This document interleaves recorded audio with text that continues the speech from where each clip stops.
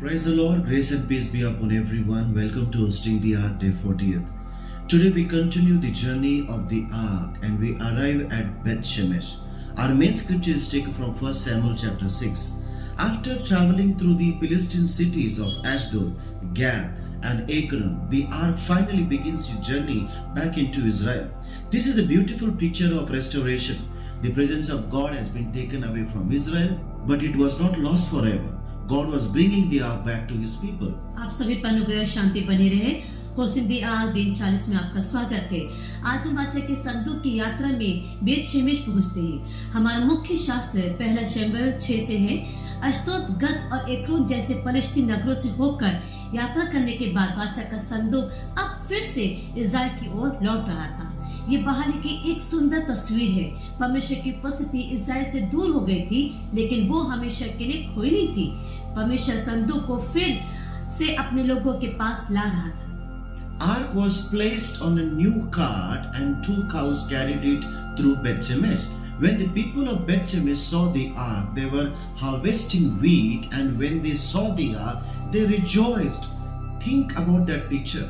The ark arrived in the middle of the harvest. The presence of God and the harvest meet together. God's presence does not simply comfort us, it brings fruitfulness into our lives. वाचा का संदूक एक नई गाड़ी पर रखा गया और 2 गायें उसे बेत शेमेश की ओर लेके चली। जब बेत शेमेश के लोगों ने संदूक को देखा तब वे गेहूं की कटनी कर रहे थे, और जब उन्होंने संदूक को देखा तो वे आनंदित हुए। इस तस्वीर को देखिए, संदूक कटनी के समय पहुंचा। परमेश्वर की उपस्थिति और कटनी एक साथ दिखाई देती है। परमेश्वर की उपस्थिति केवल हमें सातावना देने के लिए नहीं, बल्कि हमारे जीवन में फलवंत लेकर आती है। Beth Shemesh means house of the sun. What a powerful picture. The sun speaks of light, and when God's presence comes into a place, darkness cannot remain the same. Jesus said in John chapter 8:12, I am the light of the world. So the ark points us to beyond physical object to the greater reality of Christ. Jesus is the true light who enters dark places and brings revelation, direction and hope. बेत शेमेश का अर्थ है सूर्य का घर। ये कितनी शक्तिशाली तस्वीर है। सूर्य प्रकाश की ओर संकेत करता है, और जब परमेश्वर की उपस्थिति किसी स्थान में आती है तो अंधकार पहले जैसा नहीं रह सकता। यीशु ने यूहन्ना 8:12 में कहा, मैं जगत की ज्योति हूँ। इसलिए वाचा का संदूक हमें केवल एक भौतिक वस्तु की ओर नहीं, बल्कि मसीह की महान वास्तविकता की ओर संकेत करता है। यीशु वह सच्ची ज्योति है जो अंधकार में स्थानों में प्रकाशन, दिशा और आशा लेकर आती है। There are seasons when we may feel spiritually dry, when it seems that God's presence is far away, but Beth Shemesh reminds us that God is a God of restoration. He can restore our hunger for Him. He can restore our joy and also the vision and our passion for His presence. The people of Beth Shemesh rejoiced when they recognized the ark. Sometimes we become so focused on the problems that we forget to celebrate the fact that God is with us. हमारे जीवन में ऐसे समय भी आते हैं जब हम आत्मिक रूप से सूखापन महसूस करते हैं और ऐसा लगता है कि परमेश्वर की उपस्थिति हमसे दूर है। लेकिन बेत शेमेश हमें याद दिलाता है कि परमेश्वर बहाली का परमेश्वर है। वो हमारे लिए भूख को बहाल कर सकता है, वो हमारे आनंद को बहाल कर सकता है, वो हमारी दृष्टि और अपनी उपस्थिति के लिए हमारे जुनून को फिर से जगा सकता है। बेत शेमेश के लोग संदूक को देखकर आनंदित हुए। कभी कभी हम अपनी समस्याओं पर इतना ध्यान केंद्रित कर देते हैं कि वो भूल जाते हैं कि परमेश्वर हमारे साथ है। The ark had traveled through enemy territory, but it was never defeated. It moved through Ashdod, Gath, Ekron, and now it was returning to Israel. This teaches us something powerful.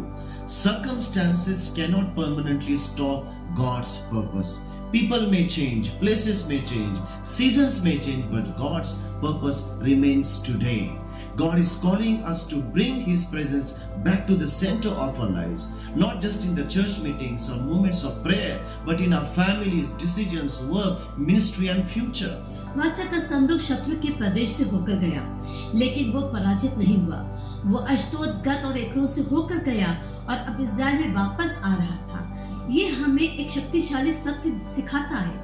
परिस्थितियां परमेश्वर की योजना को हमेशा के लिए रोक नहीं सकती।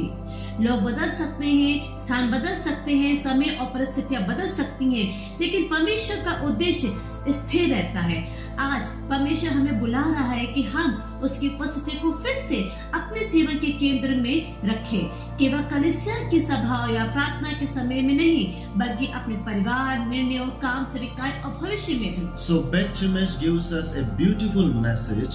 The presence has returned. The season of dryness can become a season of harvest. The place of sorrow can become a place of rejoicing. The place that experiences absence can experience restoration. And when God's presence becomes the center, our lives begin to produce fruit. इसलिए बेत शेमेश हमें एक सुंदर संदेश देता है। परमेश्वर की उपस्थिति लौट आई है। आत्मिक सुख का समय कटने के समय में बदल सकता है। दुख का स्थान आनंद के स्थान में बदल सकता है। जहाँ कभी अनुपस्थिति का अनुभव हुआ, जहाँ बहाली का अनुभव हो सकता है। और जब परमेश्वर को उपस्थिति हमारे जीवन का केंद्र बनती है, तब हमारा जीवन फल उत्पन्न करने लगता है। Thank you for joining us today in hosting the Ark Day 40, Bet Shemesh Part 1. So may the presence of Jesus Christ bring restoration, light, joy and fruitfulness into every area of your life. Hosting the arc 340 बेत शेमेश भाग 1 में हमारे साथ जुड़ने के लिए आपका धन्यवाद। प्रभु यीशु की उपस्थिति आपके जीवन के हर क्षेत्र में बहाली, प्रकाश, आनंद और फलवंता लेकर आए। Grace and peace be upon all of you. परमेश्वर आप सभी को अपने अनुग्रह शांति से भरे।